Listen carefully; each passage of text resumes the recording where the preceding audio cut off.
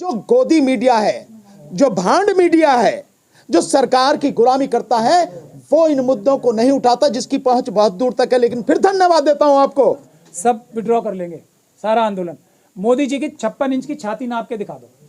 अगर 56 इंच की छाती है तो वो सच्चे हैं, अगर नहीं है तो वो झूठे हैं। अगर 56 इंच की छाती नहीं है तो हर चीज झूठ है, खासतौर पे ईवीएम तो झूठी है। एक ही गारंटी है ना उसकी कि हम कह रहे हैं, इसलिए मान लो सच है ये। ऐसे कैसे मान लें? हम लोग अपनी जान हथेली पे लेके, हम पुलिस पता है हमें गोली भी मार सकती है 5 तारीख को और 6 तारीख को हमें गोली भी मार सकती है। सिर्फ ईवीएम की जरूरत है, इसलिए सबको दरवाजा दिखा रहे हैं। ये वसुंधरा राजे सिंधिया साहिबा को दरवाजा दिखाया, आप किस किस को आडवाणी जी को, मुरली मनोहर जोशी जी को किस तरीके से बेइज्जती कर रहे हैं, क्योंकि जरूरत ही नहीं है। ईवीएम है तो वो खुद है, वो जीतेंगे। ईवीएम मशीन है जो हैक करूं मैं, आप ईवीएम मशीन दिलाओ तो उसे हैक करूं ना। देखिए जैसे पेगासस इजराइल से आया है, ये मशीनों का भी जो मेन इक्विपमेंट्स है सब इजराइल से बन के आ रहे हैं। हैक कैसे होनी है, हैकेबल है या नहीं है, या प्री प्रोग्राम्ड है, ये सब हम उसी मशीन को खोल के दिखा देंगे ना। इलेक्शन कमीशन के नौकर हैं देश की जनता के, वो हमें 50 ईवीएम्स हैंड ओवर कर देंगे।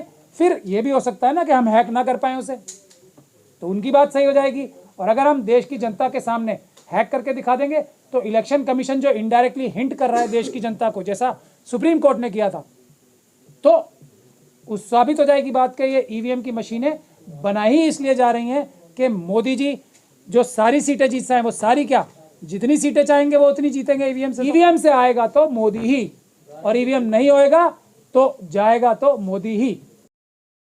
एक डेलीगेशन जाएगा इलेक्शन कमीशन के आह्वान पे, ये उन्होंने 2017 से कर रखा है कि जो जागरूक नागरिक हैं वो आए और इस प्रोसेस को देखें और इसको ठीक करें। तो एक डेलीगेशन जाएगा पैदल चल के।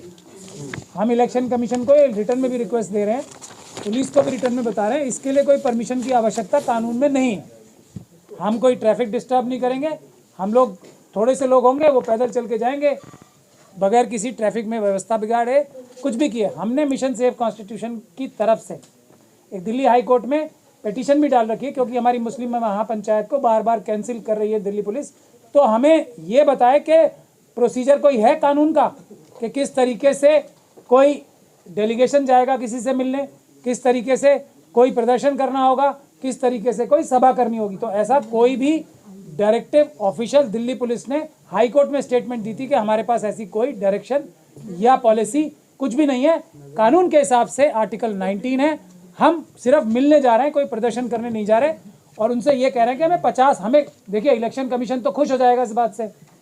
तो हम ये हमारे नौकर हैं इलेक्शन कमीशन के, जो चीफ इलेक्शन कमीशन है, भारत की जनता के नौकर ही तो हैं।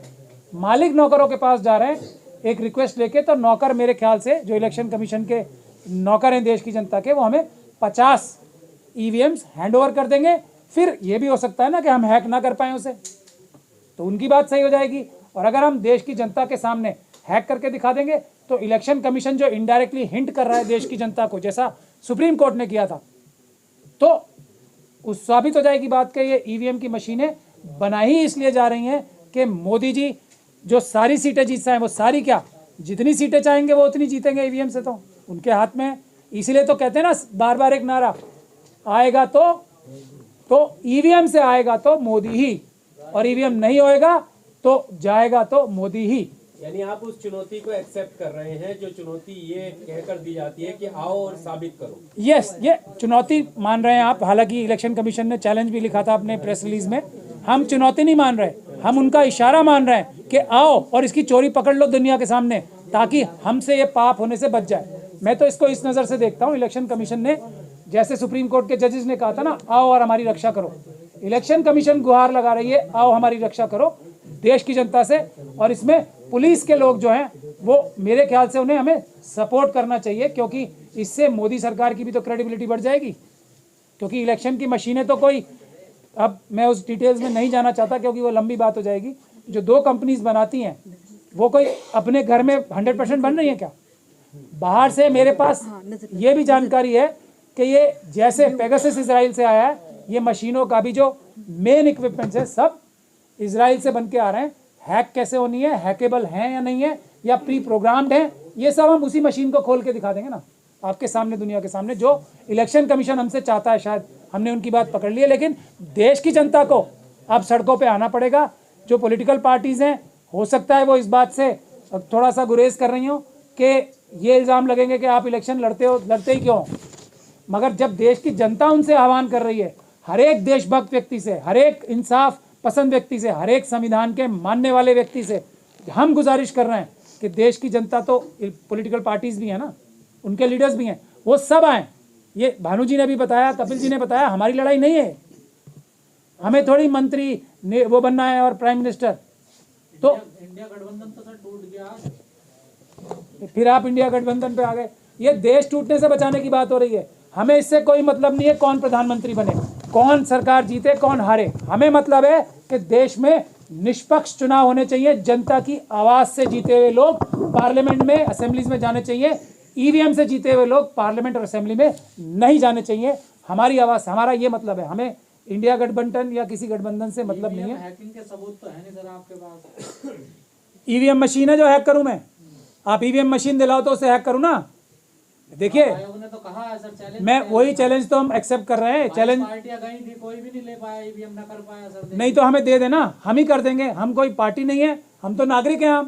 हम दुनिया के सामने अलग अलग स्टेट्स में जाके ईवीएम की जो इलेक्शन कमीशन की सील होगी वो भी आप लोगों के सामने लाइव खोलेंगे, लाइव हैक करके दिखाएंगे, लाइव दिखाएंगे। आप किसी भी बटन पे उंगली दबाओ, बीजेपी के उतने वोट आएंगे ही, लाइव दिखाएंगे। ये हम कह रहे हैं आप लोगों से। लोग तो कहते हैं सर 14 से पहले ईवीएम नहीं थी क्या? थी, कांग्रेस के टाइम पे भी ईवीएम थी, बिल्कुल थी। कांग्रेस के अंदर आरएसएस के बहुत सारे लोग थे, मैं नाम आज नहीं लेना चाह रहा क्योंकि विषय भटक जाएगा, जिन्होंने मोदी के साथ साठगांठ करके मोदी साहब को जिताया। 2014 में भी ईवीएम के माध्यम से जिताया, वरना इतनी सीटें नहीं आने वाली थी। तो कांग्रेस के अंदर भी आरएसएस के लोग थे, बहुत सारे लोग तो अब छोड़ के जा भी रहे हैं। उनके चेहरे बेनकाब हो रहे हैं, आप सब लोग देख ही रहे हैं। कैसे कैसे लोग जो इतने हार्डकोर कांग्रेसी बताते थे, कितनी मलाइयाँ और कितने मक्खन खाए जिन लोगों ने, वो कांग्रेस को छोड़ के जा रहे हैं। तो ये क्यों? क्योंकि वो लोग सब उनके लोग थे या वो ईडी और सीबीआई से डर गए। सर एक आम सा सवाल है कि जो मुख्य पार्टियां, विपक्षी पार्टियां हैं जिनको सीधे तौर पर नुकसान ईवीएम से हो रहा है, जब वो चुनाव जीतती हैं या रिजल्ट आता है जब उनके फेवर में नहीं जाता, तभी ये सवाल उठता है। और वो खुले तौर पर ईवीएम के खिलाफ लड़ाई क्यों नहीं लड़ रही? आप लड़ रहे हैं, मतलब वो पार्टियां जिनको सीधे तौर पर ईवीएम नुकसान पहुंचा रही है, इसके पीछे की क्या वजह है? सबसे बड़ा फायदा और नुकसान देश की जनता का है ना, तो जनता ये कर रही है।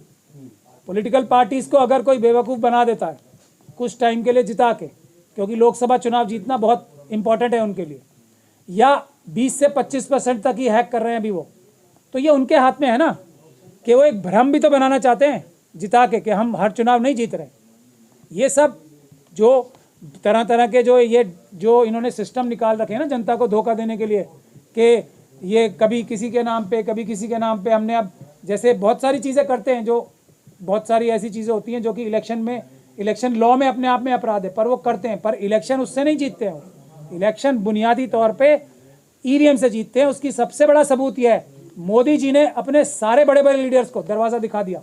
किसी की ज़रूरत नहीं है मोदी जी को, जब तक ईवीएम है। ना आडवाणी जी की ज़रूरत है, ना शिवराज सिंह जी की ज़रूरत है, ना योगी जी की ज़रूरत है, ना गडकरी जी की ज़रूरत है, ना किसी भी और राजनाथ सिंह जी की ज़रूरत है। किसी की ज़रूरत ही नहीं है उन्हें, सिर्फ ईवीएम की ज़रूरत है।